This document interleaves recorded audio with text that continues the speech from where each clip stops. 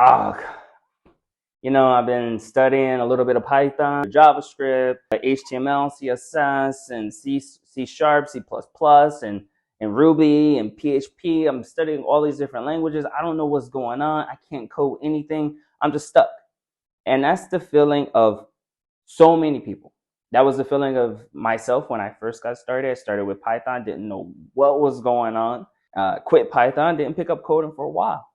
Then picked up JavaScript, like, what's going on? I don't know what's going on here. Picked up HTML, I was like, oh, that was kind of cool. Put it back down because I didn't know what was going on. And so if you're anything like me, start, stop, a little bit overwhelmed and frustrated when you're first beginning, it's very, very, very, very normal. Right? Don't beat yourself up over it. Don't say all these negative things. Like, at least that's what I was doing. I would advise my past self not to do those kind of things anymore and just acknowledge that's normal. And so, like, to break down, like, why is it so overwhelming? Why is it so frustrating to break into such a lucrative career? Well, when we break it down and we look at this education space of getting into tech, if you will, there's so much input. There's so much opinions on what it is that we should be doing, what it is that you should be doing, what it is that I should be doing. And so one person, one YouTuber might say to do this, another one might say to do that. And now we're at a standstill where we're kind of feeling a little bit lost. They might say, learn this technology, and the other one is saying, oh, this technology is going to be extinct or depreciated in 3 years or 2 years. So, well, why would we learn that? Because we want to grow, we want to expand in this role, we want to make $500,000, $600,000 one day. We stop because of all this information that we keep getting, and it's super overwhelming. And then one thing that I learned is being overwhelmed. Why do we feel overwhelmed? It's because there's a lack of clarity, and with so much input being thrusted upon us, and so many different opinions on what it is we should do and what is not going to be there in the future, XYZ. We get frustrated, we get overwhelmed, and we don't do anything. So the very first thing that we need to do to be able to overcome this feeling of overwhelm and frustration is to really be able to start with the end in mind. So let's go old school. I'm a 90s baby, so let's go old school. It's not too old school, but let's jot it down on paper, pen and paper. What do I want to be? Start with the end goal in mind.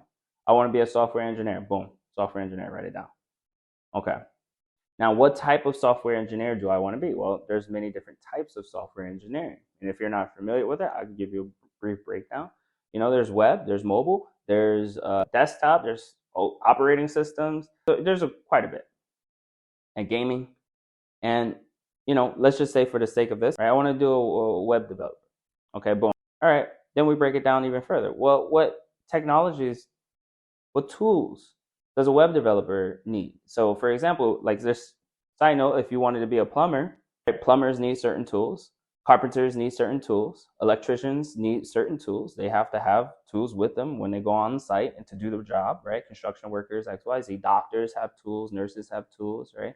We're not used to calling them as tools, but essentially that's what they are. And so software engineers, we also have tools. What are our tools, and what are the tools that we need to be able to perform the task? And that depends on which role it is that we have, right? And so as a web developer, there's certain tools like HTML, CSS, and JavaScript, for the most part, are the tools that we need to be able to have in our skill set and our utility belt, if you will. And we need to be able to pull those things out and be able to use those things. And so when we focus on that, the picture becomes a little bit clearer, and we can really start to pinpoint exactly what it is that we need to do and exactly what it is that we need to conquer. And it gets into, you start to get into the weeds in terms of, like, how to learn all of these different languages and when to learn them and how much time to spend on them. And we have so many different things going on with our, but the best thing that I can say is just to stick to the old tried and true method of paper and a pencil and just writing it down and breaking it down to the basics. And if web development is something that you're actually interested in, we have a free roadmap. It's 100% free. It's a link below. Just sign up, get it. Why not? And just see what it takes to be a web developer. It's a 3-month breakdown, so it's fairly on the fast side of being able to get in, but it'll show you what you need to do in order to become a web developer and the steps that you need to take and the knowledge that you need to have. What's the skill set that you need? What's the tools that you need in your skill set, rather? And roughly about how long it would take and how many hours it would take you to be able to study and get those things. And so, That's again for free.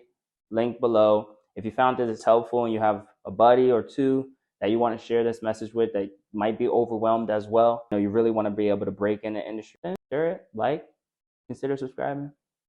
But that's all for today. I'll see you guys. Peace.